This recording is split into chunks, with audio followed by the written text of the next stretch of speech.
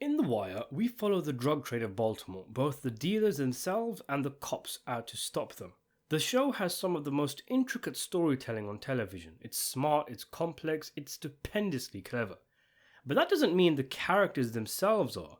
The Wire has a massive collection of characters, from the slimy, crooked lawyer Levy to the out of his element Roland Presbeluski, and many of these characters made stupid decisions in the show. Today, I wanted to take a look at what I think are the 10 dumbest decisions in the show.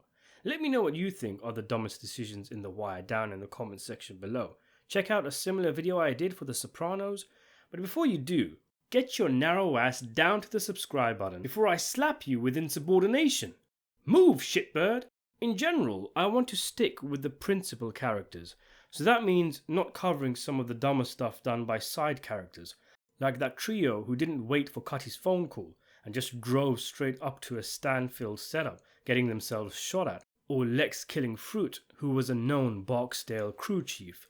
I also want to avoid irrational decisions made by characters who are not in the right frame of mind because of heightened emotions or poor mental states, which also includes Lex taking Fruit out. So this might be controversial, but I'm not including things like Ziggy shooting the Greek in a fit of rage, or even Omar coming back to Baltimore and going on a killing spree after Butchie is killed. The characters here were clearly not thinking straight when they did these things. Chris beating Bugs' dad and leaving his body there also comes to mind, as this was again an uncharacteristic fit of rage for a usually stoic character. In fact, with this particular example, I think it was far more dumb for Snoop not to have the awareness to realize something is up with Chris. There's obviously a reason he went this far and beat the guy to death, and she should have finished the cleanup job. Instead, it appears she too just left the body there, and this is the murder that took Chris down. With these kind of moments, it's too easy to say, oh, this was a bad decision, but in a manner of speaking, they weren't decisions at all. What I wanted to focus on is characters who were thinking clearly, but still made dumb decisions. So let's begin, in no particular order. Number 1. Stringer wanting to whack Clay Davis. I need you to hit somebody. Who we hitting? Clay Davis. The Clay Davis? Downtown Clay Davis? So let's start off with a no-brainer. Stringer tries branching out to legitimate business through the likes of downtown Clay Davis, and Davis rinses his ghetto ass dry, rainmaking him. That itself, you might be surprised to hear me say, I don't think it was too dumb at all. Stringer was new to this level of the game. He was playing an away game, as Avon put it, so he's gonna take some losses. He wasn't aware how corrupt the politicians were, and he's learning. But instead of taking the L, as the kids today put it, or going after Clay in a legitimate way, Stringer decides to ditch his new business outlook on life, which involves not helping out in the Barksdale-Stanfield war at all, by the way, and instead decides to use Barksdale resources to hit a state senator. The hypocrisy and arrogance aside, it's horrendously stupid, and there's no logical reason to hit Davis. It would achieve nothing. It would probably alienate the likes of Levy and other connections the Barksdales have. It's simply because Stringer's ego got hurt. Even Avon recognizes that whacking a state senator is going to bring down an insane level of heat onto the streets. Heck, even Slim Charles recognizes it's a terrible decision. I think Stringer knew this deep down. Hence, he asked where Avon was and replied good when Slim said he wasn't here yet, because he knew there'd be pushback from Avon if Stringer was gunning to whack Clay Davis. But he allowed his ego to cloud his judgment, and though nothing actually came of this decision, aside from Avon's estimation of Stringer as a number 2, fucking plummeting, it definitely belongs on the list. If not for nothing else, Stringer himself knows how stupid it is, but still wants to go ahead with it. He's lashing out like a petulant child, resorting to the very same street violence he was condemning for 3 seasons straight for bringing bodies. And now he's pushing for an action that, shit, will probably bring down the National Guard. Number 2. Stringer telling Avon he took out D'Angelo. You know, Brianna went downtown, man, saw that detective. Man stoking her head saying that D'Angelo's death was no suicide. Yeah, so? Man ain't wrong about that. Can anyone tell me a single good reason Stringer had for telling Avon he took out D? The case was closed. Yeah, sure, McNutty was sniffing around, but he'd get bored. There was no question marks over his death, and Stringer decides, right, during the height of tensions between me and my drug kingpin best friend, I'm gonna tell him, yeah, that pain and guilt you've been feeling all this time for your nephew offing himself was pointless, because I actually killed him. It's so stupid. Like, what's gonna happen after this? Sure, String tries selling it to Avon with a Dragon's Den pitch of why D needed to go, but there's no way Avon ever trusts him again after this, and in fact, this may have played a part in why Avon gave up Stringer so easily to Brother Mouzone. Again, it comes back to Stringer's ego, most deaf. His pride was hurt. Things are not going his way. He's being made to look like an outsider in the organization, and now Avon's touched a nerve by scoffing at the idea Stringer ever had snatched a life.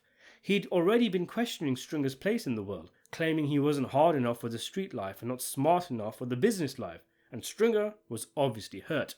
He wanted a little victory to hurt Avon back, but also wanted to prove he wasn't just willing to snatch a life, but snatch the most precious of lives, to go harder than anyone else, if it meant this thing of ours survives. There's a great many kills, I'm sure, from Stringer's portfolio he could have used as an example. That one he should have probably just kept quiet about. Even if we want to make the argument that Avon, on a level, begrudgingly accepted it was a harsh but necessary choice that he, as kin, would have never made, and Stringer put it on himself, it's better for the duo's relationship, for Avon's trust in Stringer, the idea that Stringer would always have his back, that it's remembered that D offed himself, not that he was killed under the orders of String. Avon now knows that kin and blood is not as important to him as it is to Avon, and Stringer's confession was fresh in Avon's mind when he was approached by Brother. Somehow, I envisage him fighting a lot harder to keep Stringer alive if String hadn't made the bombshell revelation. Number 3. Wallace coming back to Baltimore and going back to the pit. Cause this is me, yo. Right here. I really feel bad for Wallace. The kid had a lot of heart.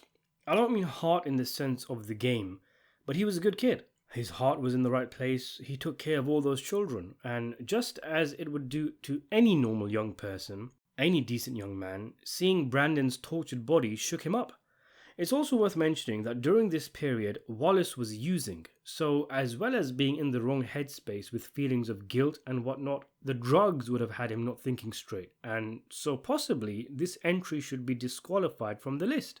But Wallace squandered a huge opportunity. We don't know the conditions of him living out in rural Cambridge with his grandmother. Maybe she wouldn't have allowed him to stay on a permanent basis, but he was out there. He was away from the eyes of Stringer and Avon. He was out of the game, as D'Angelo told them. He could have done a Shorty Boyd and cleaned his whole act up, but he comes back out of sheer boredom, not realizing that his life was very much in danger.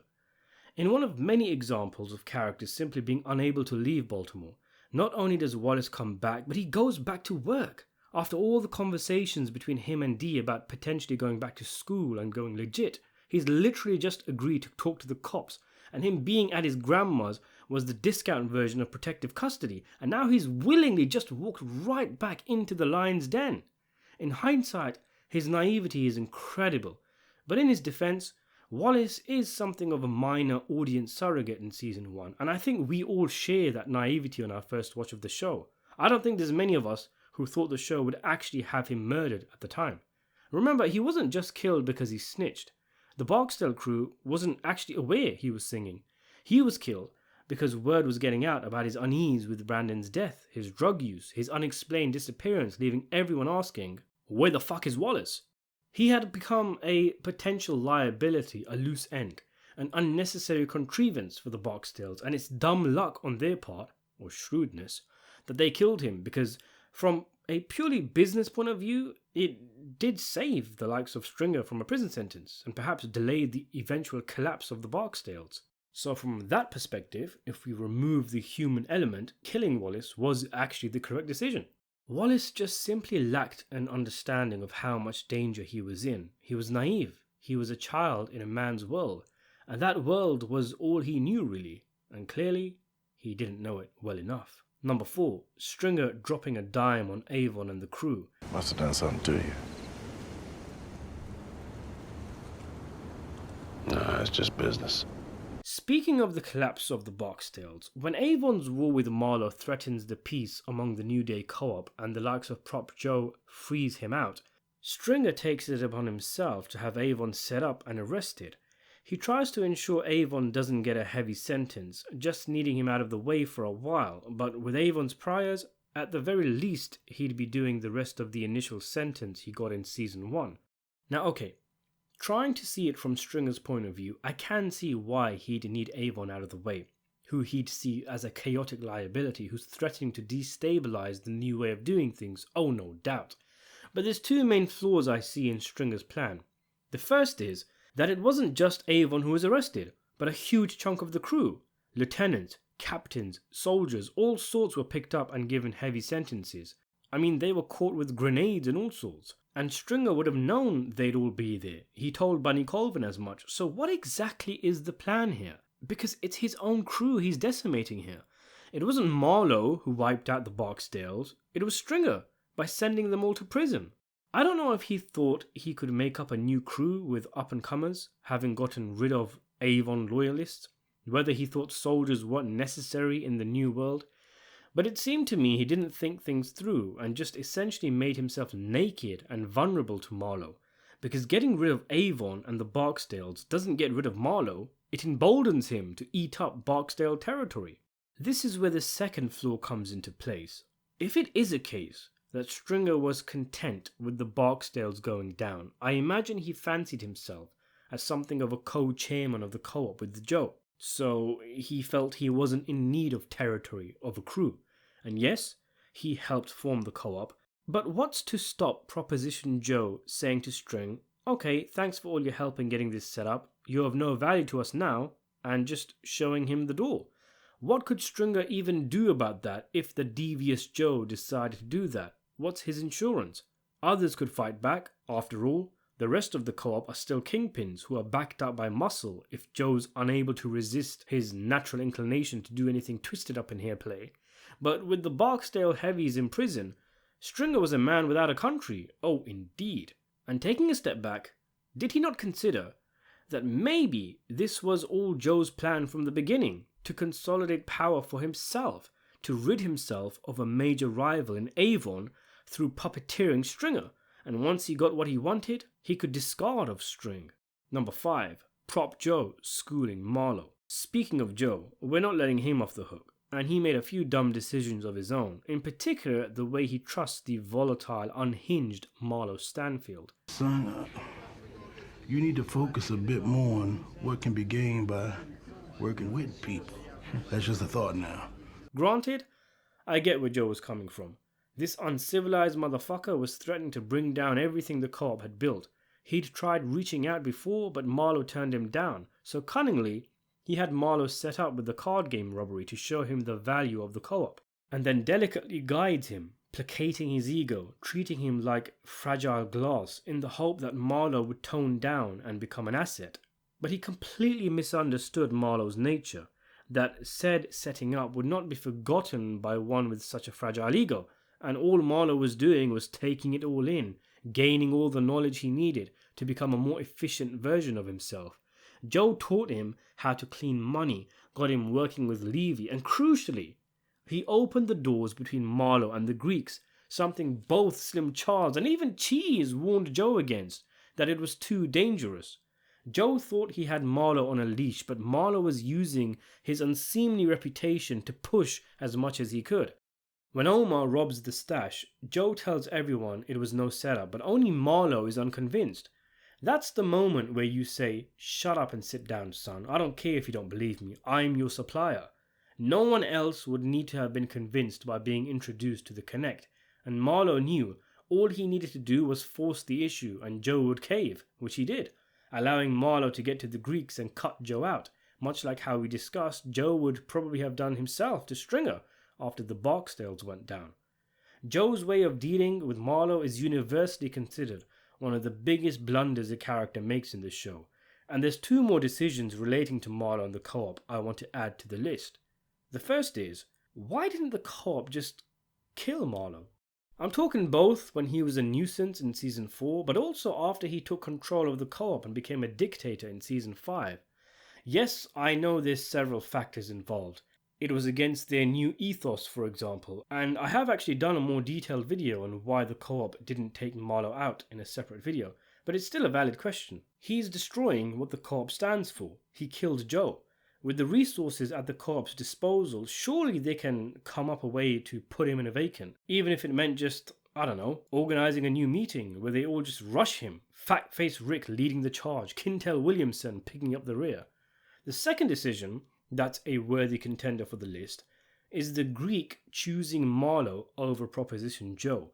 Perhaps the most head-scratching decision a character makes on the show, one we've dedicated a detailed video to with more than 500,000 views, meaning clearly a lot of people had this question in their mind. Yes, I get it, as David Simon has explained, there was an aura of inevitability about it, that the Greek knew this guy would eventually take over. He recognized that in him, that this character is shrewd enough to be sitting at a table with him without Joe's knowledge, that he would eventually kill Joe and force the Greek's hand. And as a principle, the Greeks do not get involved in the streets, so whoever is in charge is not relevant to them, so long as someone is buying. But come on, how could they choose Marlo over Joe? Joe worked with them for years. He was a man without drama, a man of business, a perfect partner. Buy for $1, sell for $2. Marlo was an animal from the street, a loose cannon, an unpredictable spanner in the works.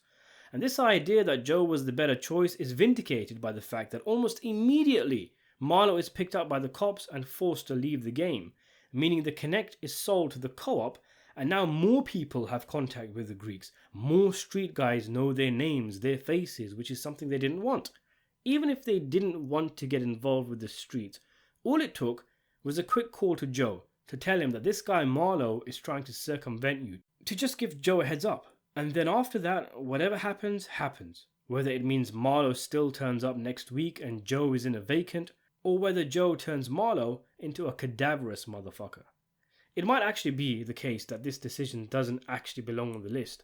There are arguments that work in the Greeks' favour, as I mentioned in the other video, like them being able to dictate prices to Marlo easier than the more business-savvy Joe, and that Joe was clearly slipping.